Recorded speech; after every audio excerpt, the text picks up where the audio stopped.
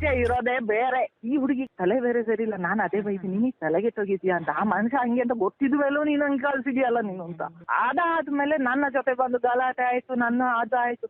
ಆ ಟೈಮಲ್ಲಿ ನನಗೆ ಬಂದು ಆಂಟಿ ನಾನ್ ಇದ್ದೀನಿ ನಿಮ್ ಜೊತೆ, ಬೇಜಾರ್ ಮಾಡ್ಬೇಡಿ ಅಂತ ನನ್ನ ಜೊತೆ ನಿಲ್ಲೋದ, ನನ್ನ ಜೊತೆ ಗಲಾಟೆ ಮಾಡೋದು. ಕೊನೆ ಮಾತು, ನೀನು ಎಲ್ಲಾ ಬಿಟ್ಟು ಬಂದು ಸ್ವೀಟ್ ಮಾಡಬೇಕು, ನಾನು ಇನ್ನು ಯಾವ ಸಿನಿಮಾನು ಮಾಡಲ್ಲ ಅಂತ ಹೇಳ್ಕೊಂಡು ಸ್ವೀಟ್ ಮಾಡ್ಬೇಕು. ಆಯ್ತು, ಅದೆಲ್ಲ ಆಯ್ತಾ, ಹೋಯ್ತು. ಚಿಕ್ಕ ಮಕ್ಳು ಏನೋ ತಪ್ಪು ಮಾಡಿದ್ದಾರೆ ಅಂತ ಹೇಳ್ಕೊಂಡು ದೊಡ್ಡವರು ಸುಮ್ಮನೆ ಇರ್ಬೇಕಾ ಬೇಡವಾ? ಇವರ ತಾಯಿ ಫೋನ್ ಮಾಡ್ಲಿಕ್ಕೆ ಸ್ಟಾರ್ಟ್ ಮಾಡಿದ್ರು, ನನ್ನ ಹತ್ರ ಮಾತಾಡ್ಲಿಕ್ಕೆ ಧೈರ್ಯ.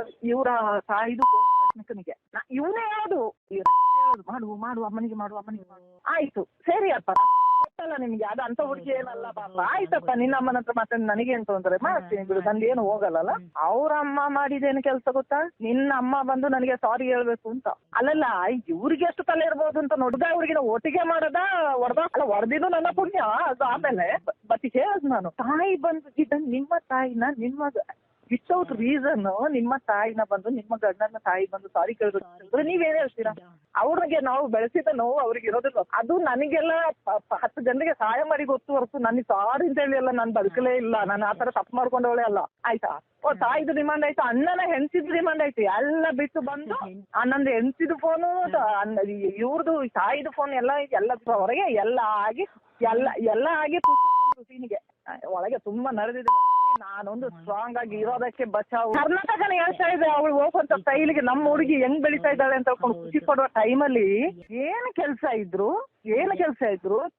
ಇದನ್ನ ನಾವು ಹೇಳ್ಬೇಕ, ನಮ್ಗೇನ್ ದರ್ದ ಆಯ್ತಾ?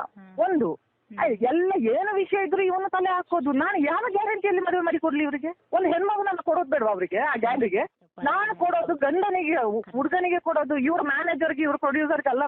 ಏನು ಕೆಲಸ ಆಗ್ಬೇಕಾದ್ರೆ ಕೇಳ್ಬೇಕು ನಾನು. ನನಗೆ ಈಗ ಅದರ್ಧ ಇದಲ್ಲ, ಅವನ್ನ ಕೇಳ್ಕೊಳ್ಳಿ ಅಂತ. ಈ ಮನುಷ್ಯ ಯಾವ್ದು ಆಗೋದಿಲ್ಲ ಇವನಿಗೆ. ಕೊನೆ ಮಾತು, ನೀನು ಎಲ್ಲಾ ಬಿಟ್ಟು ಬಂದು ಸ್ವೀಟ್ ಮಾಡಬೇಕು, ನಾನು ಇನ್ನು ಯಾವ ಸಿನಿಮಾನು ಮಾಡಲ್ಲ ಅಂತ ಹೇಳ್ಕೊಂಡು ಸ್ವೀಟ್ ಮಾಡ್ಬೇಕು. ಏನಾಯ್ತು ಅಂತ ಹೇಳಿದ್ರೆ,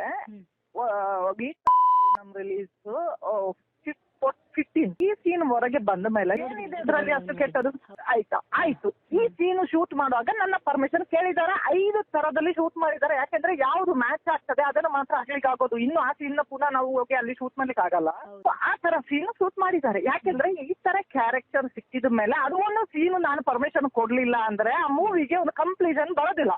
ಇಲ್ಲಿ ಆಗಿನ ಮಿಸ್ಟೇಕ್ ಏನು ಅಂತ ಹೇಳಿದ್ರೆ, ಓದ್ಕೊಂಡು ಸೋಷಿಯಲ್ ಮೀಡಿಯಾದಲ್ಲಿ ಬಂದಿರುವ ಹಾಗೆ ಮೀಡಿಯಾದವರು ಮೋಸ್ಟ್ಲಿ ಯಾವ್ದೋ ಒಂದು ಟಿವಿ ಅವರು ಕೇಳಿದ್ರಂತೆ, ನನ್ನ ಪ್ರಾಜೆಕ್ಟ್ ಕೇಳುವ ಅವಶ್ಯಕತೆ ಮೀಡಿಯಾದವ್ರಿಗೆ ಏನಿತ್ತು. ಕೇಳಿರುವಾಗ ಅವ್ರು ಕೊಡಬೇಕಾದ ರಿಪ್ಲೈ ಏನ್ ಅಮ್ಮ ಹತ್ರ ಮಾತಾಡಿ 21 ವರ್ಷದ ಹುಡುಗಿನ 35 ವರ್ಷದ ಹುಡುಗನಿಗೆ ಒಪ್ಪಿದೆ ನನ್ನ ದೊಡ್ಡತನ.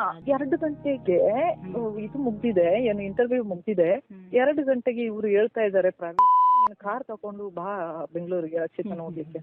midnight 2 o'clock ನೀನು ನೋಡ್ಲಿಕ್ಕೆ ಕಾರ್ ತಕೊಂಡ್ ಬರ್ಬೇಕಂತ ಇನೋವಾ ತಕೊಂಡು ರಾತ್ರಿ 2 ಗಂಟೆಗೆ ಬಂದು ನೋಡಿ ಬೆಳಿಗ್ಗೆ 8 ಗಂಟೆಗೆ ಪುನಃ ಹೈದರಾಬಾದಿಗೆ ಬರ್ಬೇಕಂತ ಮನುಷ್ಯರ ಇವರು. ನಾನು ಆ ತರ ನನ್ನ ಮಗಳಿಗೆ ಏನಾದ್ರು ತೊಂದರೆ ಆದ್ರೆ ಯಾರು ಹೊಣೆ? ನಿಮಗೇನು, ನಿಮಗೆ 1000 ಹುಡುಗಿ ಸಿಗ್ತಾರೆ, ಮದ್ವೆ ಆಗ್ತೀರಾ. ನನ್ನ ಮಗಳಿಗೆ ಏನಾದ್ರು ರೋಡಲ್ಲಿ ತೊಂದರೆ ಆದ್ರೆ ಯಾರು ಹೊಣೆ ಅಂತ ಕೇಳಿದ್ರೆ ಅಲ್ಲ, ನಾವ್ ಹಂಗಲ್ಲ. ಅದು ನಿಜವಾಗ್ಲೂ ಆಗ ಮಾತ್ರ ಒಂದೇ ಒಂದು ಮಾತು ಹೇಳಿದಂದ್ರೆ, ನಾನು ಬರ್ಲಿಕ್ಕೆ ಆಗಲ್ಲ, ಇವತ್ತಿನ ದಿನ ನನಗೆ ಪ್ರೆಸ್ ಅವರೇ ಇಂಪಾರ್ಟೆಂಟ್.